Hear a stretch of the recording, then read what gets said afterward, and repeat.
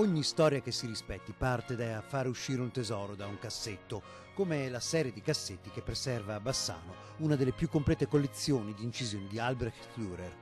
Ora è il momento di tirarle fuori, anzi sono già fuori e quasi pronte per essere messe in mostra dal 20 aprile a Palazzo Sturm, gioiello architettonico affacciato sul Brenta. Per ora eccole in anteprima, trattate con la stessa cura che avrebbero utilizzato i collezionisti originali, ossia i grandi stampatori bassanesi remondini. Palazzo Sturm, ora totalmente restaurato, è pronto con i suoi stucchi, i suoi affreschi settecenteschi, i suoi specchi ad ospitare 5 mesi di mostra in teche tecnologiche per limitare al massimo i danni della luce, perché la carta la teme e non può assorbirne troppa. E in fondo lo scrigno di Palazzo Sturm sarà poi per tutti i visitatori impreziosito dal grande King Kong Rhino, che altro non è che un grande simbolo dello stesso Dürer.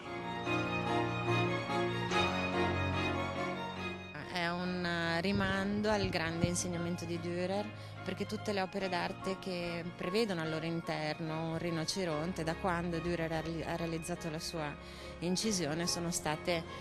poi in un certo senso riconoscenti all'opera di Dürer, e questa anche di Li Zhenxi lo dimostra. Il povero soggetto ripreso da Dürer, il rinoceronte, finì poi in fondo al Mar Ligure in un naufragio, ma le altre 260 incisioni del grande tedesco lasciarono segni indelebili, non solo con la punta nella matrice, ma nella storia dell'arte. Un'incisione, la sua, che ha insegnato molto alla storia dell'arte, ha insegnato molto ai pittori che l'hanno succeduto, non solo ai pittori, anche agli scultori, come dimostrano alcune opere in particolare.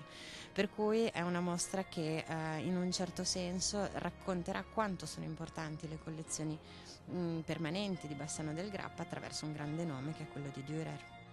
Camminando da aprile tra i corridoi del Palazzo Sturm, le 1000 attenzioni grafiche dell'artista di Norimberga si sveleranno nella serie infinita di segni che, visti tutti assieme, daranno il senso di un corpus di idee, simboli e temi che non hanno pari nell'arte d'Occidente.